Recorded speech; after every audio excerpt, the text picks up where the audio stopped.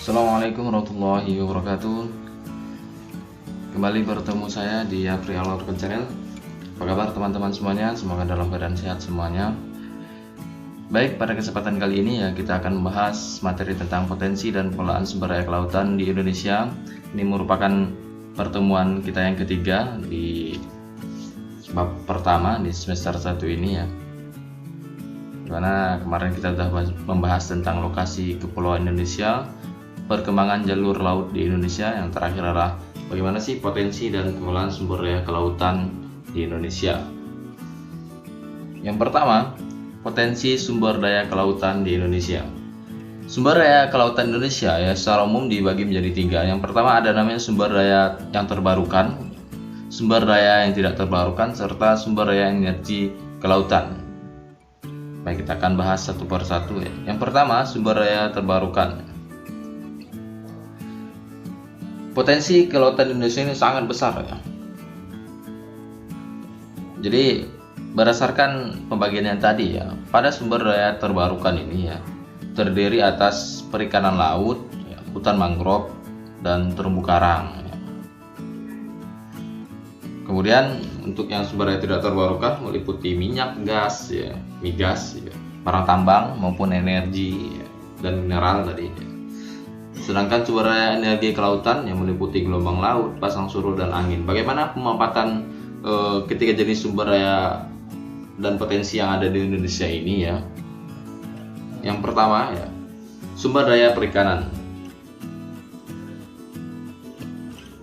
Potensi sumber daya kelautan Indonesia ini sangat besar ya. Banyak pakar kelautan menyebut bahwa Indonesia merupakan wilayah marine mega biodiversity ya, yaitu Indonesia dijadikan sebagai sebuah negara dengan keanekaragaman hayati ya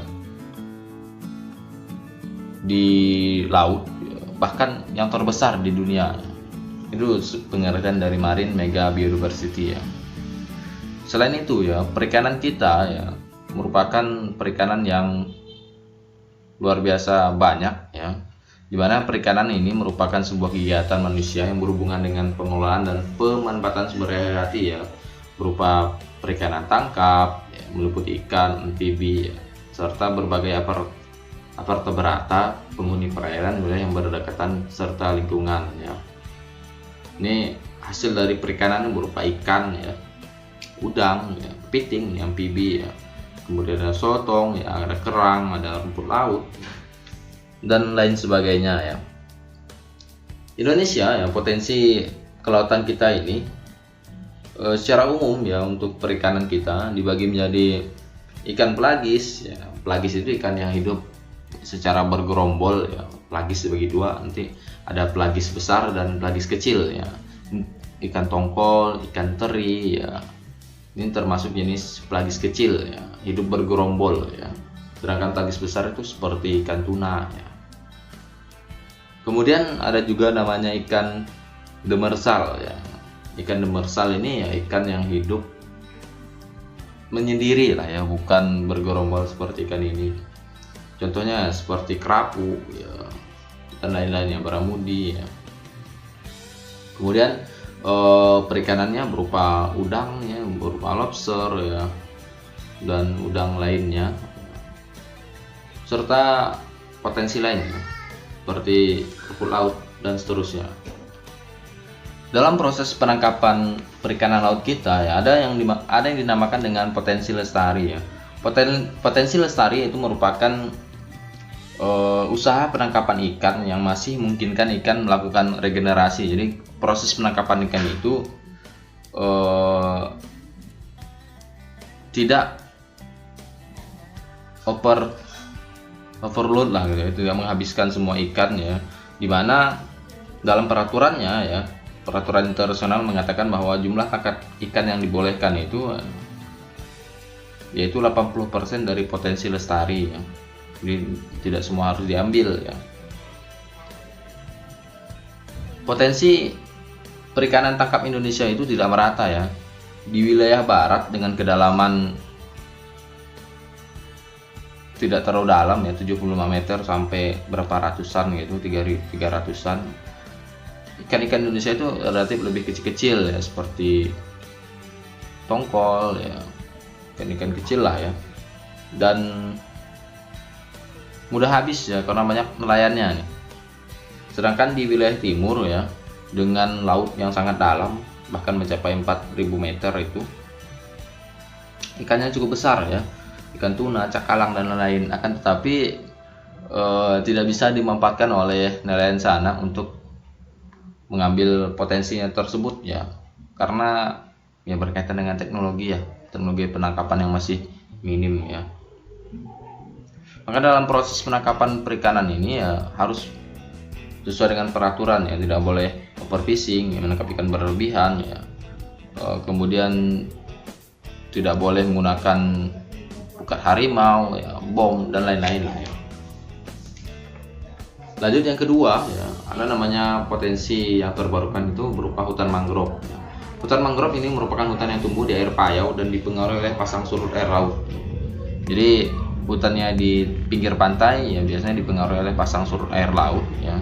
Hutan ini tumbuh khususnya di tempat-tempat yang dimana terjadi pelumpuran dan akumulasi bahan organik, baik di teluk yang terlindung oleh gumparan ombak ya, maupun sedikit muara sungai di mana air menghambat dan mengendapkan lumpur di bawahnya dari hulu ya. Biasanya untuk hutan mangrove ini memiliki fungsi ekologis yang sangat besar untuk ekosistem di pantai ya. Bisa untuk tempat ikan bertelur, bersarang ya. Biasanya kalau daerah yang muara seperti ini ya, yang memiliki banyak lumpur ini, untuk kepiting ya, sarang-sarang kepiting ya, udang untuk menyusu dan seterusnya. Kemudian di pohonnya ini ya sebagai sarang ekosistem bagi burung-burung ya dan hewan-hewan lain ya. Jadi memiliki manfaat yang sangat besar. Kemudian beberapa jenis tumbuhan yang ada di hutan mangrove ini ya, ini contohnya adalah bakau ya, dan tumbuhan lain itu bisa dikonsumsi oleh masyarakat ya. Jadi untuk obat dan untuk bahan makanan ya. Yang ketiga adalah terumbu karang ya. Terumbu karang adalah sejenis batuan sedimen kapur yang ada di laut ya, di mana ada hewan yang bernama koral itu yang menghasilkan kapur untuk membuat kerangka tubuhnya ya. Hewan-hewan koral ini ribuan koral dalam satu koloni akan membentuk kerang ya, yang prosesnya memakan waktu bertahun-tahun ya. Makanya harus kita jaga nih terumbu karang nih. Terumbu karang memiliki manfaat yang sangat besar untuk ekosistem di laut ya, sebagai rumah untuk hewan-hewan ya, kemudian menjaga pantai ya agar tidak tererosi dan sebagainya. Makanya harus jaga nih ya. Indonesia termasuk negara yang memiliki banyak sekali terumbu karang ya, bahkan dikatakan terluas di dunia. Luas terumbu karang Indonesia ini mencapai 284,3 ribu kilometer ya, atau sekitar 18% dari jumlah terumbu karang yang ada di dunia ya. Bahkan tempat bersarang hewan berupa udang, ikan ya, kemudian lainnya lah untuk di sana. Kemudian yang kedua ya, sumber daya alam yang tidak terbarukan meliputi barang tambang dan mineral ya. Barang tambang dan mineral yang di lautnya yang bisa digali ya banyak sekali ya. Mineralnya contohnya garam ya. Kemudian ada minyak dan gas ya, migas nih. Tambang migas lepas pantai ini banyak sekali terdapat di Indonesia, seperti di Riau, di Aceh ya, di Sumatera ya. Ini potensinya sangat luar biasa sekali untuk memajukan ekonomi negara kita ya. Dan barang tambang tidak terbarukan ini suatu saat akan habis ya kalau diambil terus-menerus. Yang terakhir berupa energi ya. Jadi potensi kelautan kita itu selain yang terbarukan, tidak terbarukan juga berupa energi ya. Yang pertama ada energi gelombang dan pasang surut nih. Ini bisa dimanfaatkan untuk sebagai energi alternatif ya, terutama daerah-daerah kepulauan ya, yang terpisah jauh dari daratan yang luas ya, atau pulau-pulau kecil lah ya, dimana untuk pemasok listriknya sangat susah. Maka energi gelombang dan pasang surut ini bisa dijadikan sebagai energi alternatif untuk mereka memenuhi kebutuhan listrik mereka ya. Kemudian ada energi angin ya. Ini tenaga angin ini karena Indonesia memiliki banyak laut ya, maka potensi angin kita ini sangat besar ya, sehingga bisa dimanfaatkan sebagai energi alternatif ya. Selain itu ya panas surya juga bisa ya, jadikan untuk daerah pulau-pulau. Kemudian ya, setelah kita tahu ini beberapa potensi yang ada di negara kita yang sangat besar ya, yang harus dikelola dan dimanfaatkan oleh pemerintah dengan sebaik-baiknya untuk memenuhi kebutuhan masyarakat kita ya.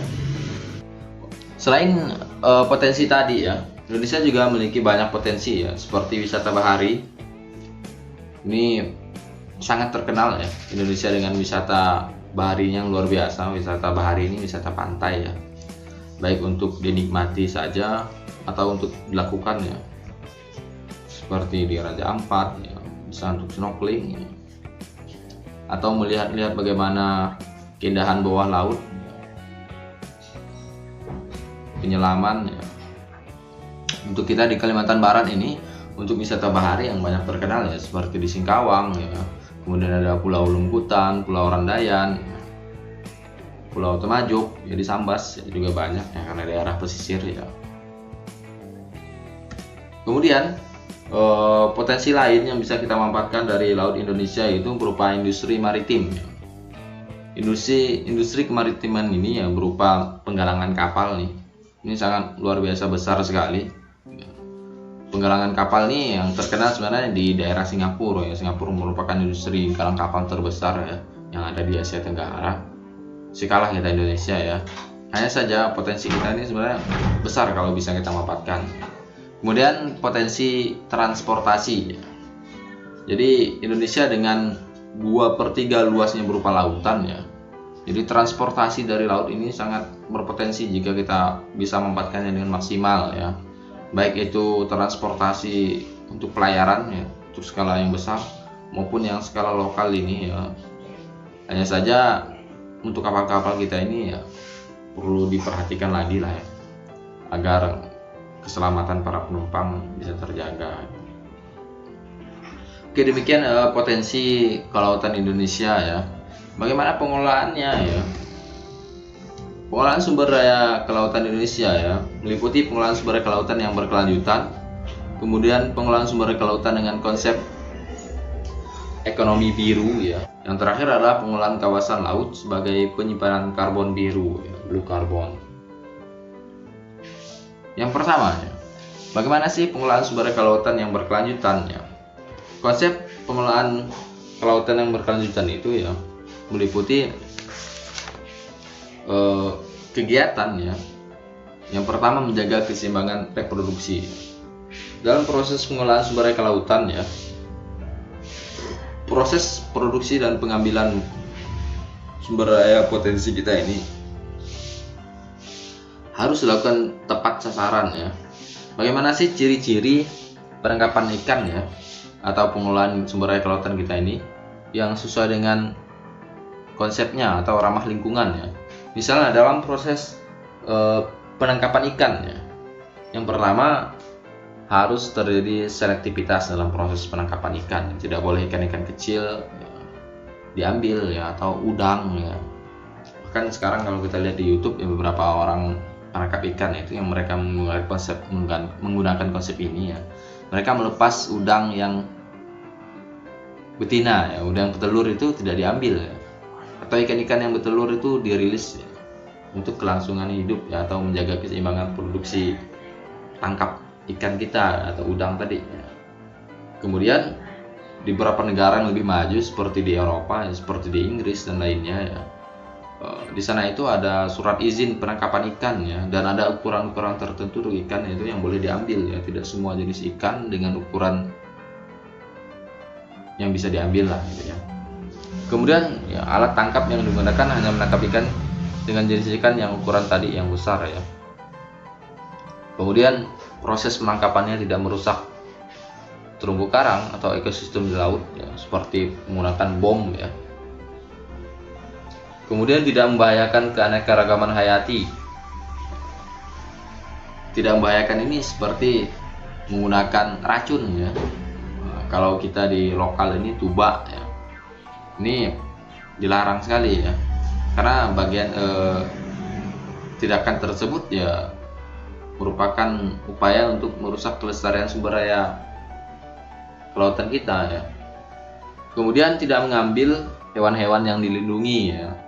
Banyak beberapa hewan-hewan kita di laut yang udah mulai dilindungi ya. Contohnya penyu ya, termasuk ikan-ikan tertentu, ikan Nemo ya. Kemudian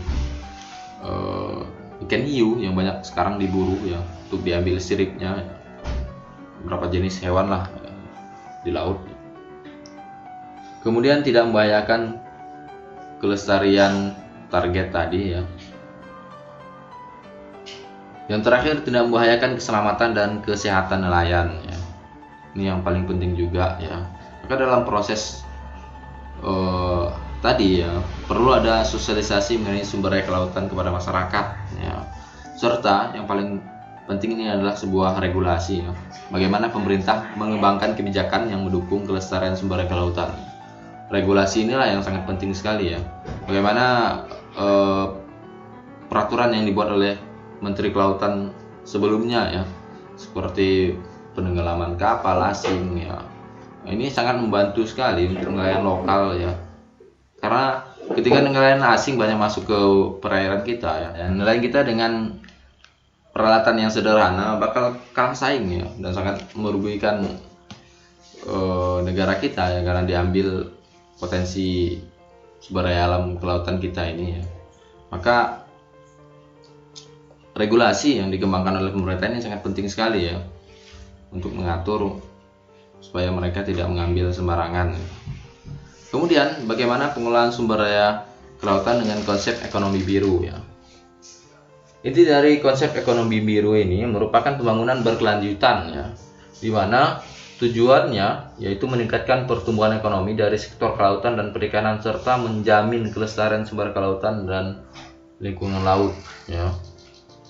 Contohnya ya seperti penerapan aquaponik, pengolahan limbah ikan, budidaya ikan tanpa pakan ya, serta pembangunan pelabuhan ekosistem ya, termasuk tambak itu yang ada di tepi-tepi pantai itu termasuk dari jenis konsep ekonomi biru ya.